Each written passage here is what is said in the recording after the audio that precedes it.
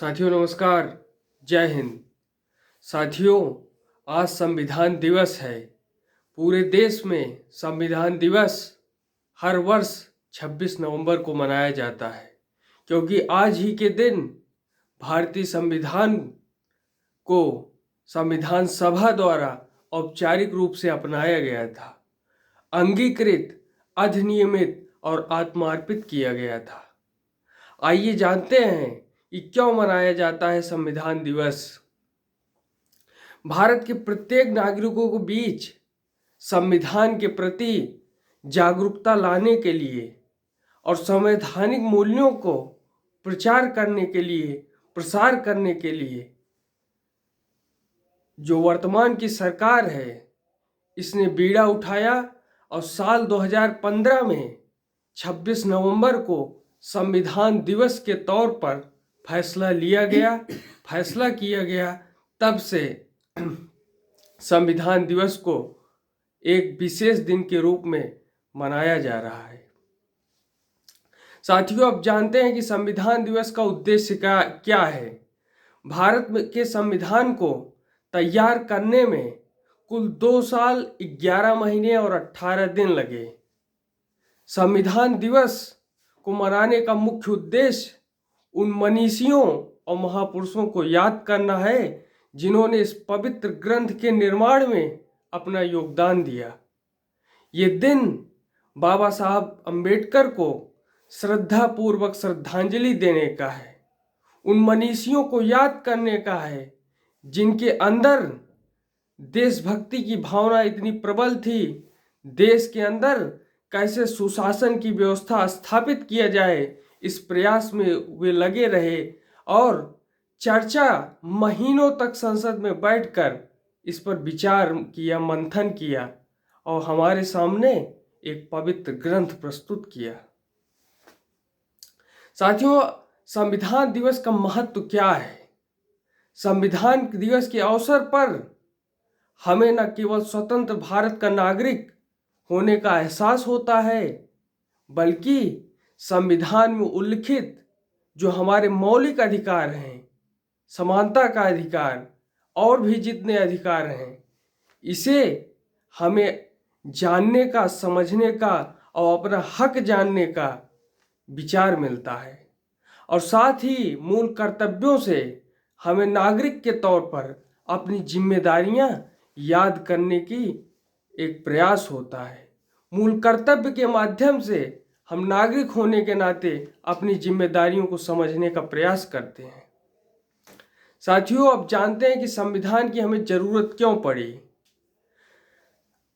आजादी के कालखंड में जब अंग्रेजी हुकूमत यहाँ भारत से छोड़कर जा रही थी, अंग्रेजी हुकूमत का कार्यकाल खत्म होने के बाद भारत को ऐसे कानून की जरूरत थी जो देश में रहने वाले विभिन्न धर्मों के बीच समानता और एकता दिला सके। अनेक जातियां, अनेक धर्म, अनेक भाषाएं, अनेक बोलियां, अनेक राजे रजवाड़े, इन सभी को साधते हुए कैसे देश को आगे अग्रसर पथ पर ले जाया जाए, इसके लिए संविधान का लाना जरूरी था। संविधान देश को दिशा देता है, देश को पथ प्रदान करता है और इसलिए संविधान दिवस हमारे लिए बहुत खास है। साथियों, संविधान की सबसे बड़ी ताकत लोकतंत्र है। लोकतंत्र के माध्यम से ही संविधान और सशक्त होता है, संविधान मजबूत होता है, संविधान के प्रति लोगों की जानकारी भी बढ़ती है और साथ ही लोगों की आस्था भी बढ़ती है। और इसलिए लोकतंत्र के खतरा पैदा करने का काम कुछ परिस्थितियां पैदा करती हैं। जैसे हमारे लोकतंत्र में अगर हम अपने लोकतंत्र के अंदर देखें कि जितनी भी पार्टियां हैं, उसमें जो पारिवारिक पार्टियां हैं वो उनके अंदर ना तो वो स्वयं का लोकतंत्र है और वे जिनके अंदर खुद ही लोकतंत्र नहीं है, वो लोकतंत्र के लिए ठीक कैसे हो सकते हैं, ये एक प्रश्न चिन्ह है। और जब मैं कह रहा हूँ कि पारिवारिक पार्टियां, इसका ये मतलब नहीं है कि एक परिवार से ज़्यादा लोग जन भागीदारी में हिस्सा न लें, जन प्रतिनिधित्व न करें। अगर उन्हें जनता का आशीर्वाद प्राप्त होता है तो परिवार में एक से अधिक लोग प्रतिनिधित्व कर सकते हैं। लेकिन जो पार्टियां लगातार एक लंबे कालखंड से ही परिवार के ही दायरे में, परिवार के लोग ही उसका सिस्टम चलाते हैं, ऐसी पार्टियां हमारे लोकतंत्र के लिए खतरा बन सकती हैं, और ऐसी पार्टियां लोकतंत्र के लिए खतरा हैं। साथियों, जब आज संविधान दिवस पर चर्चा हो रही है तो महात्मा गांधी को याद करना बहुत जरूरी है। महात्मा गांधी ने हमें कर्तव्य कैसे होने चाहिए, हमारे कर्तव्य क्या हैं, वो कर्तव्य पर बहुत ज़्यादा बल देते थे। वो उस समय भी कहते थे कि सफाई करो, और जो है सफाई करो, सफाई से बहुत सारी चीज़ें दुरुस्त होती हैं, और वो इस अभियान के साथ जुड़े रहते थे। आज़ादी के कालखंड में उन्होंने अपना बहुत योगदान दिया, और वे हमेशा कर्तव्य पर ज़्यादा बल देते थे। स्वदेशी का प्रचार हो, स्वदेशी का प्रसार हो, भारत आत्मनिर्भर बने, ये सब गांधी जी के कर्तव्य ही तो थे।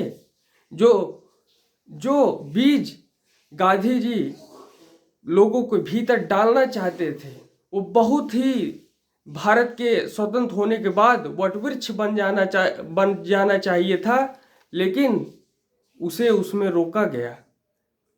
जब अधिकारों की ज़्यादा बात होती है तो वहाँ पर कुंठा का भाव आता है, लेकिन जब कर्तव्य की बात ज़्यादा होती है कि ये मेरा कर्तव्य है, ये मेरी जिम्मेदारी, इसको मुझे करना है, तो वहाँ एक अच्छा भाव पैदा होता है। और इसलिए जहाँ कर्तव्य होता है वहाँ अधिकार की गारंटी सुनिश्चित हो जाती है। इसलिए कर्तव्य को हमें ज़्यादा बल देना चाहिए। साथियों, आज संविधान दिवस का जब हम जिक्र कर रहे हैं तो आज ही के दिन हुई आतंकवादी घटना को भी भूलना नहीं चाहिए। आतंकवाद जो पूरी दुनिया के सामने एक चुनौती है, जिसे समाप्त करना, जड़ से समाप्त करना पूरी दुनिया के लिए आवश्यक है।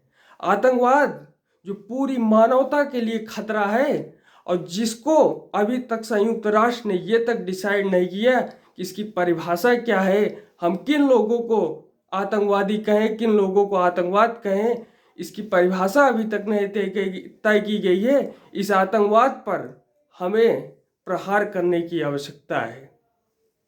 आतंकवाद जो मानवता का शत्रु है, वो 26/11 को मुंबई के अंदर बहुत बड़ी आतंकवादी आतंकवादियों ने अंजाम दिया, और आतंकवाद से ही परिस्थितियां वहां की बिगड़ी, और अनेक निर्दोष लोगों को अपनी जान देनी पड़ी। उन सभी निर्दोष लोगों को जिनकी जान गई है, उनको जो है हम सभी याद करें, और उसे याद करके लगातार आतंकवाद नष्ट हो, आतंकवाद समाप्त हो, इस पर जो है प्रयास करें। और हमने धर्मों का भी इतिहास देखा और समझा है। बहुत सारे धर्म हैं, लेकिन अगर हम ज़्यादातर देखें तो कुछ धर्मों के लोग में ही आतंकवाद की प्रवृत्ति ज़्यादा पैदा होती है, और इसलिए वहाँ से भी हमें बातों को समझना है, और उस पर जो है जो बुरी बातें हैं उन पर चोट करना है। और इसलिए जब 26/11 में उन निर्दोष नागरिकों के साथ हमारे बहुत सारे वीर सैनिक भी उन आतंकवादियों से लोहा लेते लेते शहीद हो गए। आज इस दिवस पर मैं उन वीर सैनिकों को, शहादत देने वाले उन वीर सैनिकों को आदरपूर्वक नमन करता हूँ, और साथ ही संविधान के प्रति हम समर्पित भावना रखें, संविधान के प्रति हम जागरूक बनें। इसी के साथ आप सभी को प्रेम पूर्वक धन्यवाद। जय हिंद।